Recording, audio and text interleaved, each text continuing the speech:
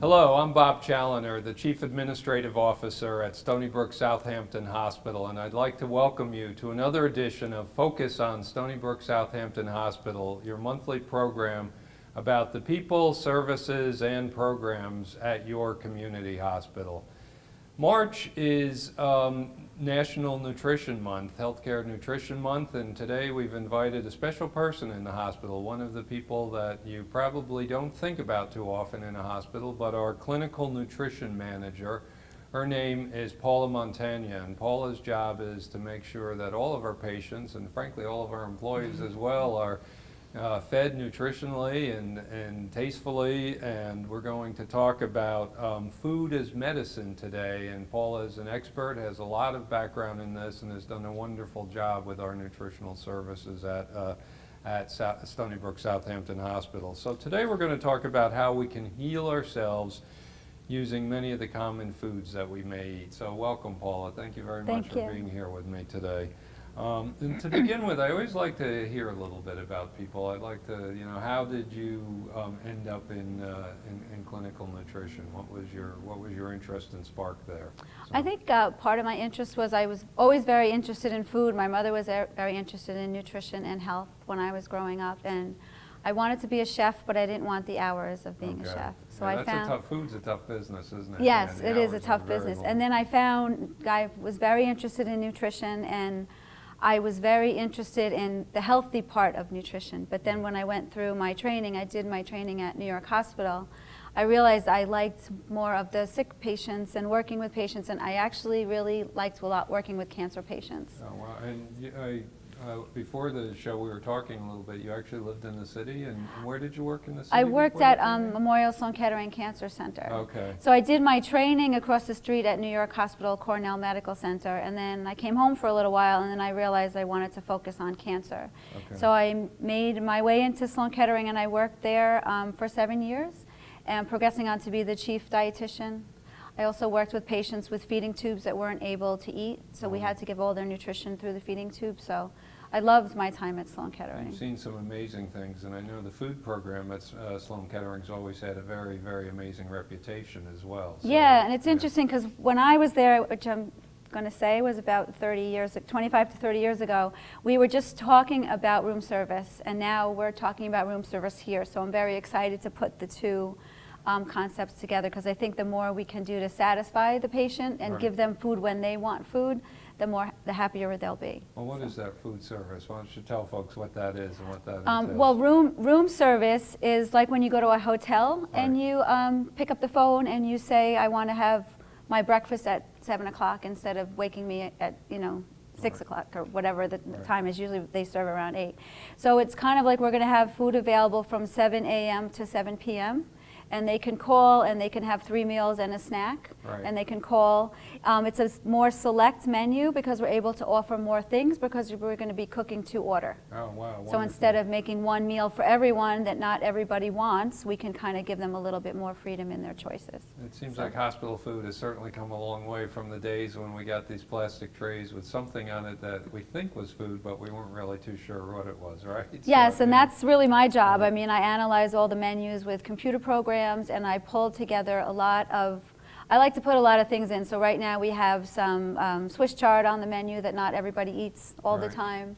We have good sweet potatoes, we have a lot of berries and things, so a lot of beans. So we try and bring a lot of the healthier items in to try and expose them, and when they're feeling better, to try and help nourish them as well. How'd you find your way out here to Southampton from the city? Well, I grew up on Long Island in Huntington, and I met my husband in the city, and we decided that we wanted to live near water.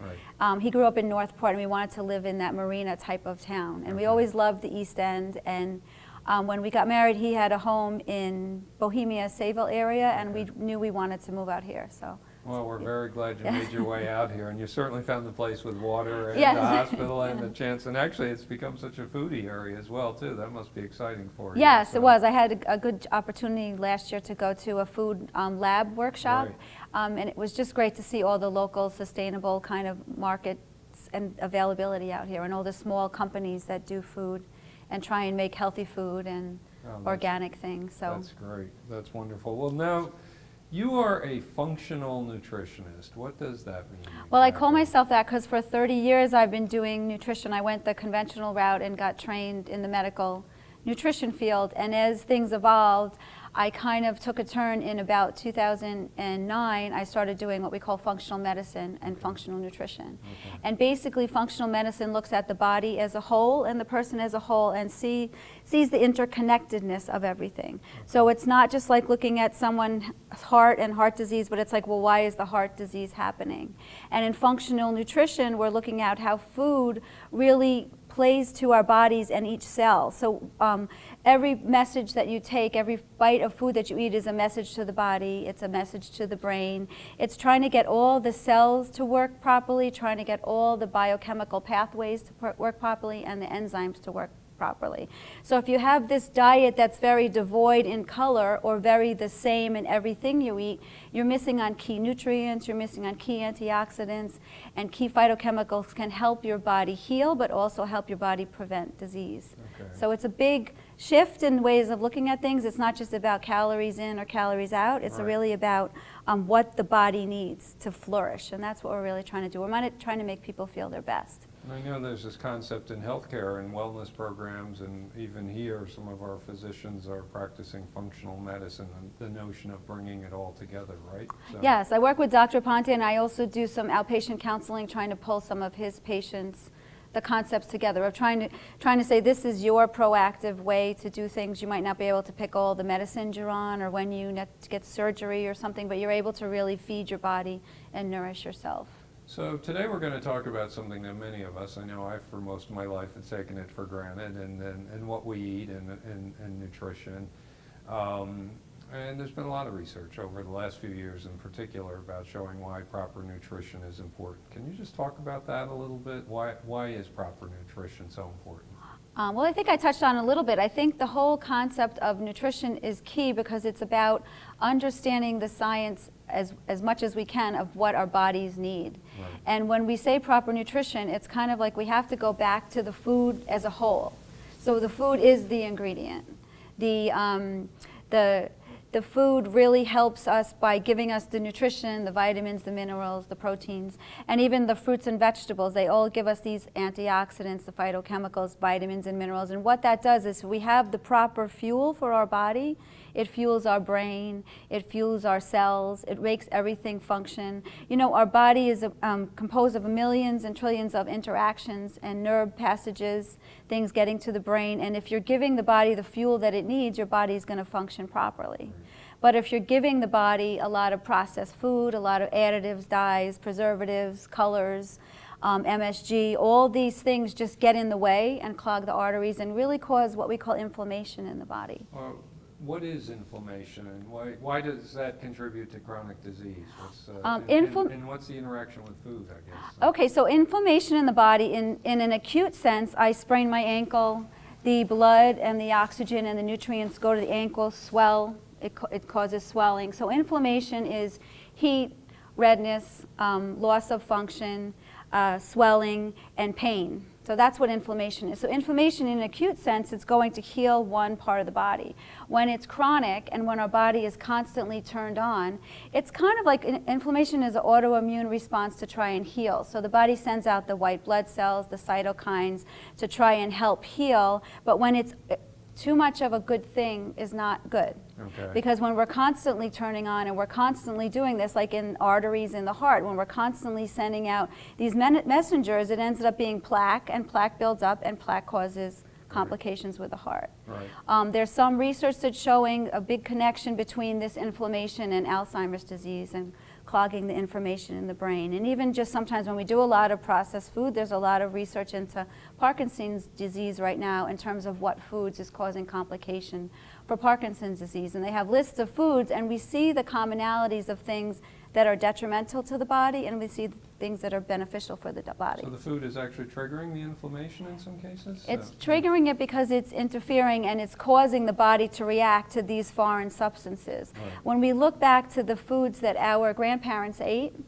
It was food, and there was not a lot of ingredients. The food was the ingredients. When we go through our grocery store and we walk and stand in the center of the grocery store, we look and everything there is processed, and our grandparents might not recognize the colors of the Gatorade or these things that they make out of chips or Cheetos to be that bright orange color. So all those things are the messages that get interference in our body. Even the plastic in the water bottles is very inflammatory to the body. And you talked about antioxidants. What is oxidative stress and why is it so important? So oxidative stress is our body's, unfortunately in the bad sense, it's our body's aging. Okay. If you want to think of it in terms of the two ways I like to explain it to my patients or my clients that I see in my talks is an apple. If you cut the apple and it oxidizes and it gets brown, it's oxidizing and it's breaking down and the cell structure is breaking down. When we think of lawn furniture that rust is oxidative stress. And the reason why that is important because oxidative stress and inflammation are the root of these chronic illnesses. And unfortunately, oxidative stress is like these free radicals floating around in our body causing our cells to dysfunction, our DNA to dysfunction, and that's how cancers develop, that's how aging develops, how we have wrinkles on our face and our body. So all that breakdown is really detrimental to the body. Almost sounds like we can rust faster or slower depending on what we eat. Is that and it's very interesting because a lot of times when we look at aging and anti-aging medicine or functional medicine, the practitioners are talking about from the inside out, and the cosmetologists are talking about from the outside, like what can we put on our face to heal it? And you look at some of these people that are aged with less stress that have beautiful glowing skin because they're eating right. So oxidative stress is really quelled by the proper diet. So when we look at the colorful fruits and vegetables that's available to us, all the colors are really antioxidants and phytochemicals. And how I like to explain it is you think of a plant.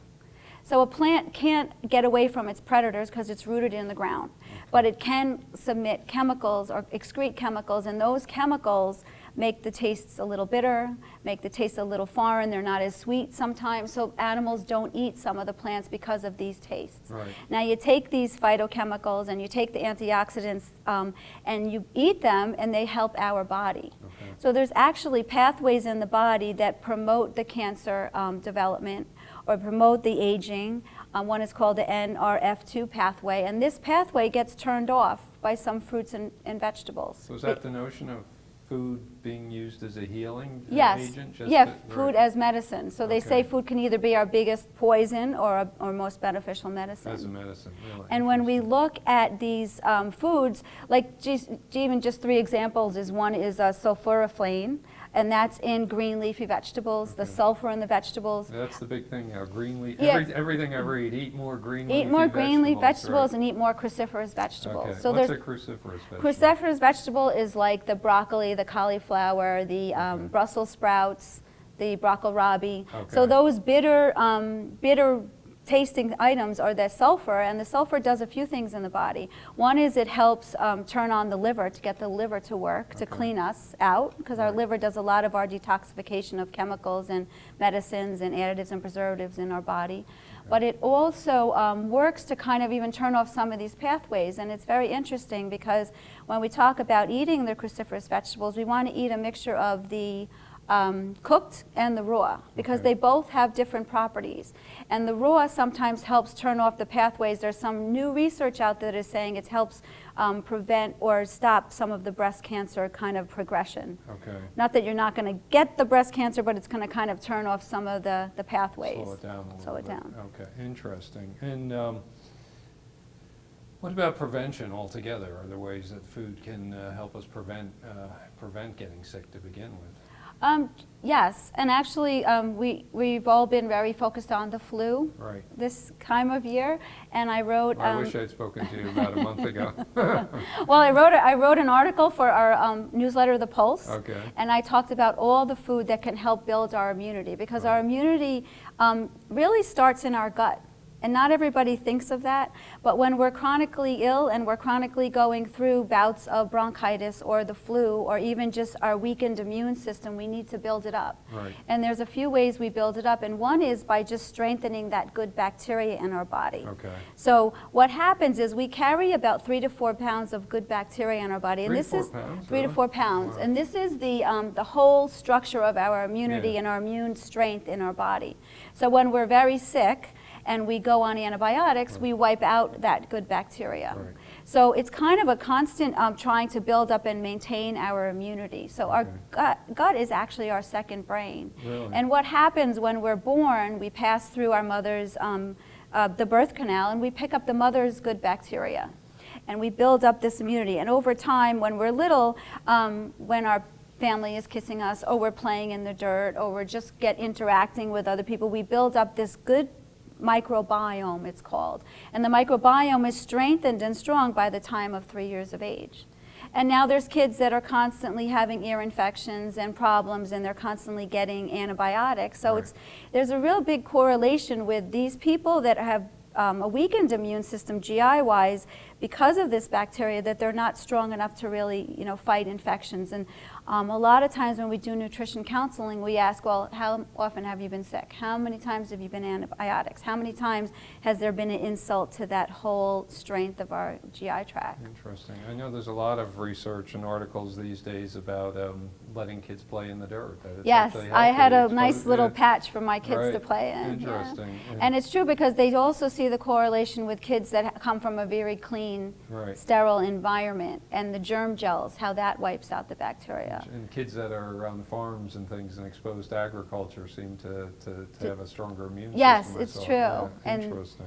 And it's interesting because there's certain foods that we can eat to really promote good bacteria in ourselves, because obviously we're very far away from our birth microbiome, but our microbiome kind of stays with us and we kind of build it.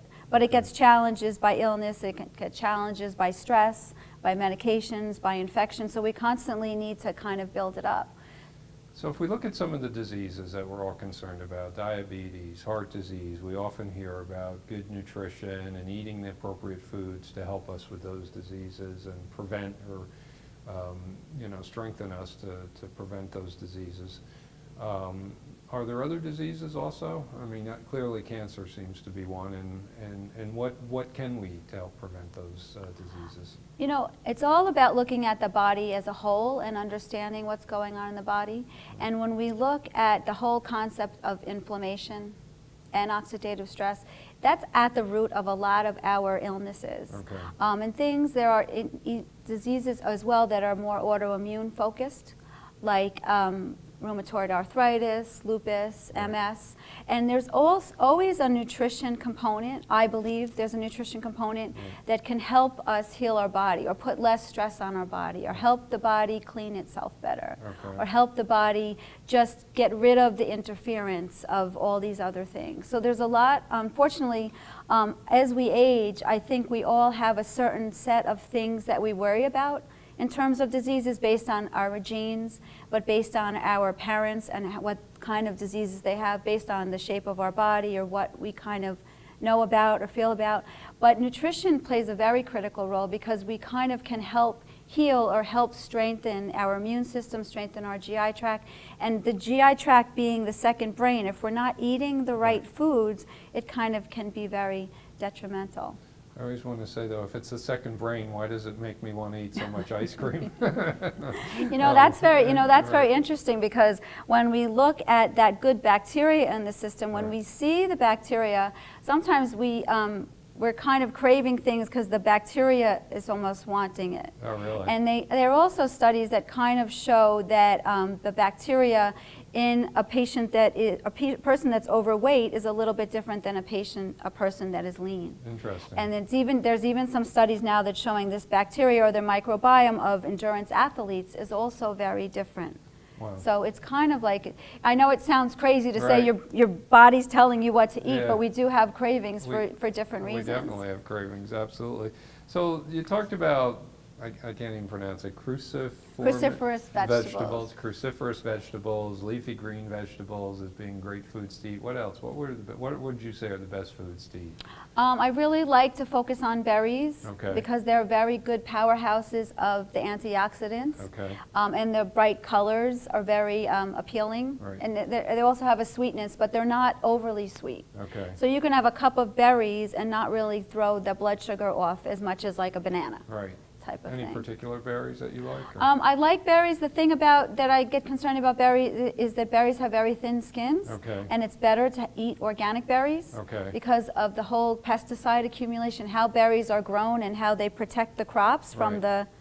the birds Right. and things, Right. is they use some pesticides or chemicals. Okay. So when we have those thin skins, it's better to have as much as possible the berries in the organic sense. I have to ask this, what about apples? The apple a day, is there any truth to the myth or the old... There is truth to the myth. In terms of the fiber and Right. the satiety of eating an apple as opposed to drinking apples juice, there is definitely some benefits. And it's kind of like we want people to think all the colors of the rainbow and trying Okay. to get in all the colors because it's going to give us different antioxidants and phytochemicals all You've mentioned along. the colors several times. What is it about the colors? Just balancing the colors or... It's getting all the colors, because Okay. if I asked What you do the colors signify, I guess? Well, yeah. the colors signify the different antioxidants and phytochemicals. Okay. So there's that resveratrol in wine and red grapes that Okay. is very good, and there's some research that shows it's protective to the heart. Okay. There's the sulforaphane that I mentioned before, that's the green, and the sulfur really works with the liver and helping cleanse the liver. Okay. Beta-carotene in orange fruits and vegetables like sweet potatoes and carrots. Right. That's very beneficial. So every color, even the browns of mushrooms or the whites of cauliflower, are colors in a sense that those colors have different antioxidants and phytochemicals attached to them. And the body works by absorbing and using all of these. So if you're low in one, it's not going to give the pathways the same attention that they need. It's almost like nature's packaging, signifying what's in it, Yeah, right? and that's probably a little bit why the animals gravitate towards the fruits and vegetables Right. as well. Okay, interesting. I've heard you use the term dirty dozen. What's that? So the Dirty Dozen is actually an environmental working group, which is a group out of Washington, I believe, that looked at the amount of pesticide residues in all fruits and vegetables. And they came up with a list that categorized the ones that had the most pesticides and residues in them, and then they said these are the ones that harbor the most pesticides and chemicals after they're produced, that I want you to have these ones organic. Okay. So that's like the thin skins of the berries, the red peppers, the tomatoes. It's also how the item is grown, if it's grown in the ground like the potatoes or the carrots, Right. and if it's even the thin skin of the greens or like the lettuces, spinaches. Also the apple, and now the apple is grown, it's a flower that's fruit grows from the outside. Okay. It grows on top of that flower. So the farmer is constantly spraying that flower as it grows into the fruit, so that is getting within the In fruit. the apple, So- okay. And then when you think of that, so that's the Dirty Dozen. They have a list, they constantly upgrade it. And then after the Dirty Dozen comes the Clean 15. So there's Okay. 15 that you don't necessarily have to spend your money on organic. Okay. So those are like the things with the harder kind of skins on the outside. An example would be bananas or Right. oranges. What about like squash or something like that have a hard skin? Or, They have the hard skin squash, like but the I guess we eat the skin often, right? Well, we Yeah. don't eat the winter squash as Right. much like the pumpkins or the butternut squash, Right. but the ones like the zucchinis and the yellow squash, those are more at Okay. risk. Where would you find information on the Dirty Dozen? or You the can Clean Google. 15? You can Google it, You can? and also, you can Google it and carry the list around. I sometimes give that list out at some of the talks I do. Okay. And you have to remember too that you want to eat. The other big thing I like to really promote is eating local and seasonal and know your farmer. Right. We live in a great area that there's a lot of organic farmers, or there's a lot of very conscientious farmers, Right. because a lot of times it's difficult to get organic certification because your soil has to be clean for about 7 years. Right. And once they, and they also sometimes, these smaller farmers, they might have to look at price and cost consideration. So if you know your farmer and you know the things that they're doing, that's another bonus. We certainly have a bounty of wonderful farm stands and farmers out here and great foods, and What's your sense on the idea of local foods? I guess that's encouraging. Yeah, I was just right? going to mention, Yeah. I just thought of that. Yeah. Yeah, so local foods, we like to try and promote people eating local foods because Right. seasonal and local is, you know, you're getting it in season Right. and it's fresh, and I like supporting, like we like to support our local shops, we like Yeah. to support our local farmers. We want to make sure we keep them viable so they're here for So they a long- stay. Yeah, exactly. And right. it's very interesting because we have the availability of the farmers market in the summers and the winters as well. There's a winter one available in Riverhead. But we also have availability of joining like a cooperative where we can get a box full of vegetables Right. that are organic, and they last you through the week, and they give you these fun things to try and challenge. So one of the questions I'm dying to ask you is there's everything you read about good nutrition says eat more fruits and vegetables, eat at least 5 courses of fruit and vegetables a day, whatever. First of all, what do you recommend is the appropriate amount? And it I knew you were always gonna ask seems that. to me like it's a lot of fruit and vegetables to eat. How could I possibly incorporate that into my diet? So Well, what are your recommendations? It's interesting because if you read some of the very strict guidelines, they're saying 8 to 12. 8 to 12, 8 to 10 kind of thing. I'd be And what chewing on carrots all yeah. day, so. And what I feel like if I say 8 to 10, maybe you'll get 5. Okay. Right? We'll say, okay, I'll get halfway. Right. But a lot of people don't even get 2 or 3. Really? You know, Yeah. the reason why that's important is because we want to get the fiber to Right. help our body cleanse itself. Right. And we want to get these antioxidants and phytochemicals, and we want to get the fluids from the fruits and vegetables.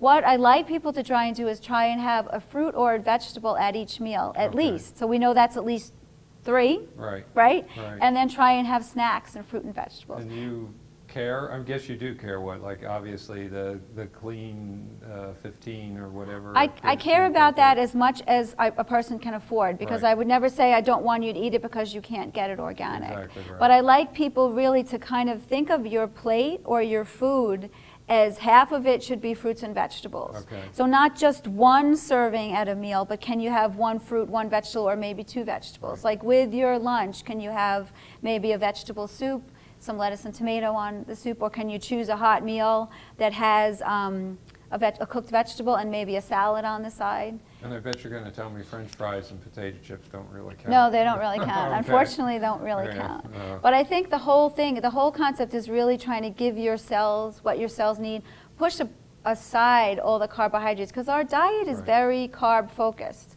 Right. You know, the 2 slices of bread with our sandwich, the amount of potatoes or rice with our dinner, the Right. breakfast of oatmeal or a Danish or a huge bagel. Right. You know, it's very important to look at the color on our plate, but also just to look at what our plate is composed of, because we want to have the good source of vegetables.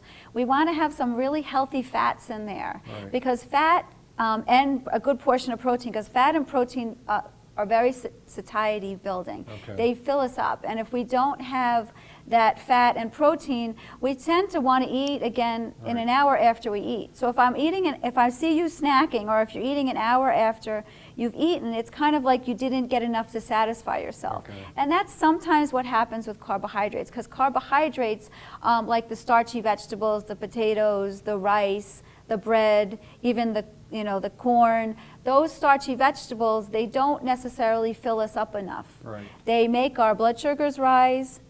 They cause complications with just too much carbohydrate in our system. And that's one of the concerns too with diabetes, that a lot of our diets are very high in carbs and not high enough in fat and protein. So people are eating so much carbs, and it's constantly turning on the mechanism for glucose and trying to get the insulin to store the glucose. So much evidence that we have too much sugar in our diet. Too much sugar and too much carbs. Right. And you know, it's very interesting, because when we look at heart disease, we look at diabetes, we look at this metabolic syndrome, which is a combination of heart disease and diabetes and obesity.